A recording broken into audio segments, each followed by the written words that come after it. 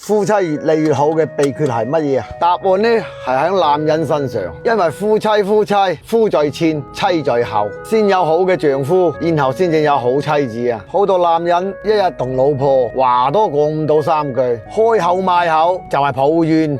指責，咁你個家呢，注定係毫無溫情噶啦。要知道娶妻係如養花，你越係用心澆灌、細心照料，花朵就係越開得嬌艷動人。你對老婆越珍惜、越呵護，佢自然就會越賢惠、越溫順噶啦。咁妻子係咩啊？佢係同你係冇任何血緣關係，而且係最愛你嗰個人啊，係俾晒你嘅全部，同你生兒育女嘅人啊，係陪你行過低谷不離不棄嘅人啊！老婆為你咩啊？為你嘅錢咩？你諗諗你個荷包有幾多錢啊？其實最終佢都係想要你個人啫，係一世為佢遮風擋雨，俾佢依靠嘅人啊！所以阿老潘我一直講，男人要懂得錫老婆先得噶，愛妻者風生水起，虧妻者白菜不入，多對老婆好啲，生活先至會越過越甜噶，精神！